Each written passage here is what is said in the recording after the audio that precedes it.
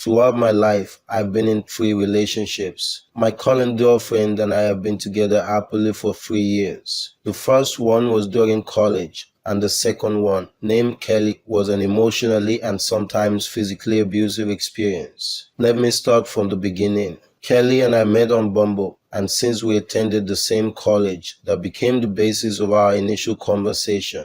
We dated for about 6 months, and at first, everything seemed fine, just like any other relationship. However, after a few months, Kelly's behavior changed drastically. She became extremely controlling and obsessed with knowing my every move. She didn't seem to have many friends, which made her focus all her attention on me. If I went out without her, she would bombard me with texts every 15 minutes, demanding proof of my whereabouts. Going to a bar without her would trigger intense fits and demands to share my location constantly. As time passed, her behavior became unbearable and I felt suffocated. Things took a dark turn one night when I ended up at a bar with friends and got quite drunk.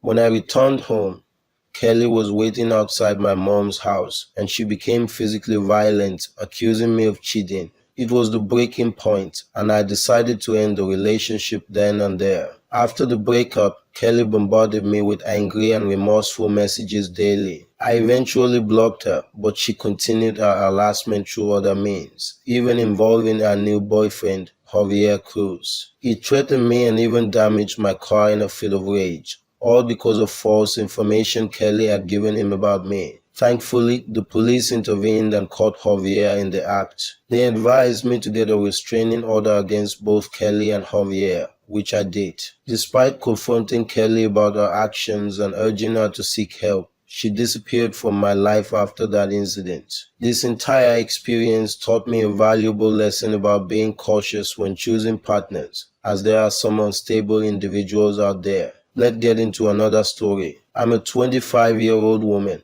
and at the time this incident occurred, I was 18, turning 19 in a few months. I met my now ex-partner through mutual friends shortly before I turned 18.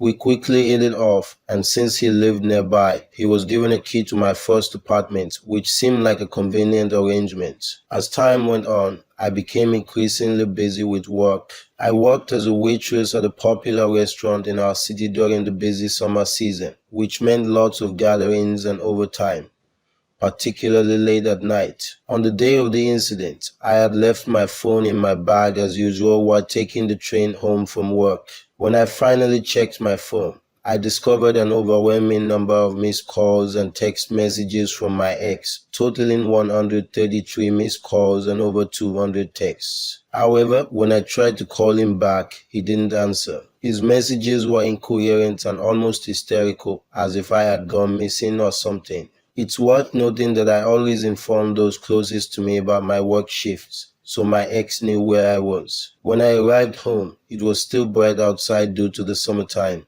and I found him sitting on my couch. He stood up, walked past me, and left the apartment without a word. I found this behavior odd and immediately called my best friend to share what had happened. Some time passed, and I turned 19. My ex and I had moved in together, which turned out to be a huge mistake. We didn't address the previous incident, even though I tried to bring it up multiple times. Our life together was tolerable until he lost his job, which triggered a drastic change in his behavior. I noticed numerous red flags and started planning to leave, but I wanted to wait until my next paycheck. Unfortunately, his drinking problem escalated after losing his job. When I received my paycheck, I discovered that he had stolen over $280 from my savings, which I kept hidden in a physical box. When I confronted him about the stolen money, he lied for days until one of his friends revealed the truth. It devastated me, but I realized I couldn't recover the money. On that same day, I ended the relationship. Surprisingly, he seemed to accept the breakup silently and went to sleep. I was relieved by his reaction. Around that time, I met a wonderful man named Max, and we hit it off even better. We started spending weekends together, although I didn't mention it to my ex, since he was always intoxicated and had taken out a heavy loan to support his drinking habits under the pretense of buying a new car. I knew it was a lie. During that period, I kept a physical diary in my nightstand, always keeping it concealed.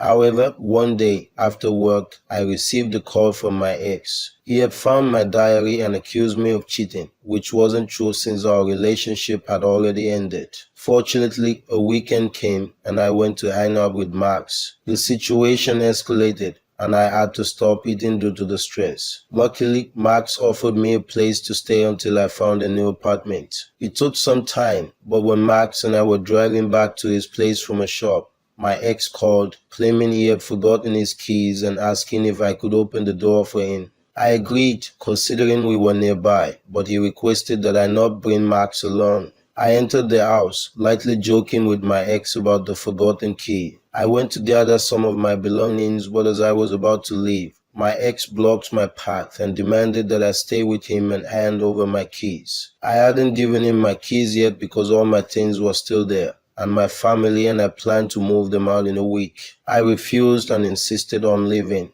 Angrily, my ex punched me in the face. Confused and hurt, I immediately called Max for help. My ex was smaller and slimmer than Max, who happened to be much taller and muscular. This spooked my ex momentarily, but he still refused to move out of my way. Despite the pain in my face, I knew I had to leave. While on the phone with Max, I pushed my ex aside, just enough to make my escape. However, as I reached the front door and was about to leave, I saw my ex approaching me with a kitchen knife. I had never been so terrified in my life. I quickly opened and slammed the door shut, then ran down the stairs to Max's car. I hopped in, urging him to drive away quickly, and I explained what had just transpired. Max was horrified and suggested I call my mom, which I did. Although she had known about the situation for some time, this incident heightened our concerns for my safety. Weeks went by, but my ex continued to call and text incessantly. At one point, he called me 20 times in a single day and sent messages of self-harm,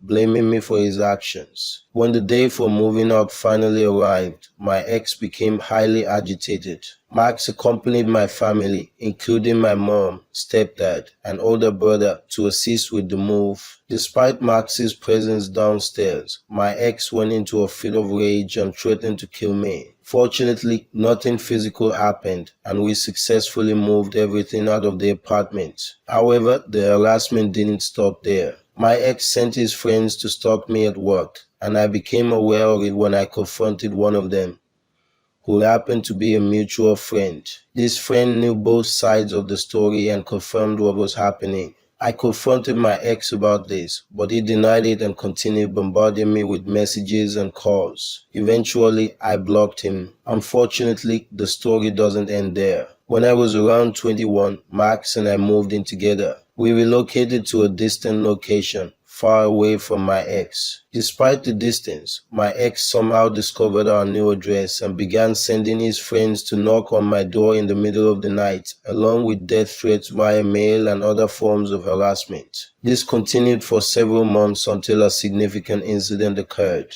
One day, after returning from a date night, we noticed our puppy barking relentlessly at the window. We assumed she was barking at an animal or something outside and went to bed shortly after, as we both had early work commitments. At around 2:30 a.m., we woke up to our dog barking again, this time toward the living room. We kept our bedroom door slightly open, allowing the dog to move freely. Curious, both Max and I got up to investigate. Suddenly, Max exclaimed, "What the hell are you doing in our house?" In that moment, I heard footsteps that quickly turned into running steps. Thankfully, Max managed to shut the bedroom door and urgently instructed me to call 911. After approximately 10 minutes, the police arrived and we could hear a commotion outside our door. When one of the officers asked us to open the door, I saw a face I never wanted to see again. It was my ex. We were taken to the police station, where we learned that my ex had entered our home by breaking one of the windows. Despite living on the first floor, he had lurked around the house, waiting for our return.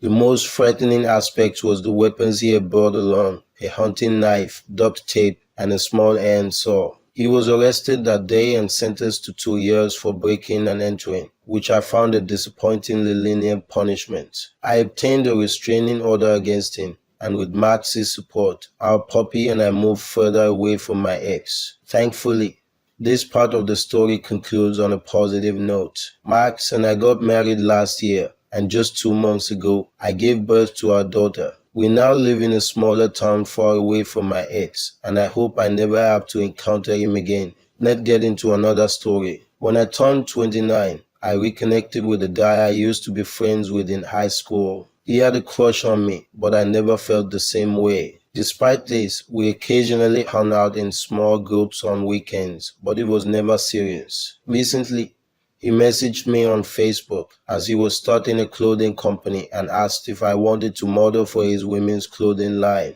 Intrigued, I agreed to meet up with him in person to discuss the opportunity further. During the meeting at a coffee shop, he talked about the pay and work hours, and after a long conversation, I decided to accept the offer. Although I have been working in cosmetology, I saw this as a chance to branch out into new fields. The part-time modeling job came with good pay, and we started spending more time together, leading me to develop feelings for him. He seemed more mature and had shed his dark sense of humor that I previously disliked. After a couple of months, we started dating and moved in together into a studio apartment. He also gave me additional tasks related to the clothing company, which would increase my pay. However, his old personality began resurfacing, and he became increasingly aggressive during arguments, to the point of threatening physical harm. Realizing that this behavior was unacceptable, I decided to move out and cut off all communication with him.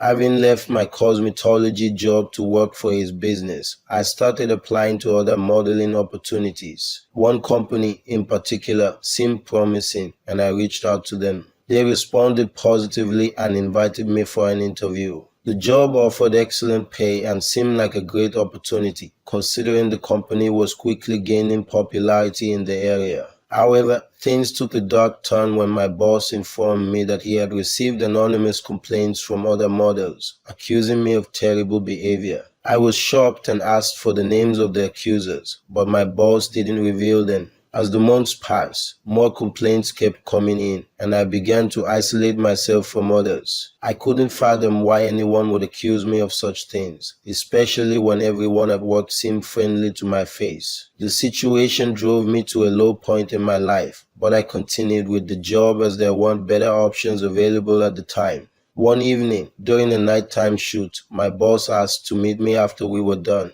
This was unusual, and I felt concerned about the meeting's purpose. After the shoot, I found a black Subaru Outback parked nearby, which reminded me of my ex, who drove the same car. Though I dismissed it as a coincidence, the car reappeared in my apartment parking lot, and I started feeling uneasy. I called a friend to stay on the phone with me while I walked to the entrance, fearing that my ex was following me. As I reached the front entrance, my ex emerged from the bushes and attacked me, attempting to drag me towards his car. I screamed and struggled, attracting attention from a guy inside the building who came to my aid. My ex released me and fled. The police arrived quickly, and I provided them with his name and address, leading to his immediate arrest. He was charged with assault and attempted kidnapping. It turned out that his motivation was fueled by my modeling for another company, and he confessed to sending anonymous emails and letters to my workplace. This incident shocked me, as I never thought he could be capable of such terrible actions. Throughout the court process, my ex's company remains anonymous to protect myself from any potential retaliation.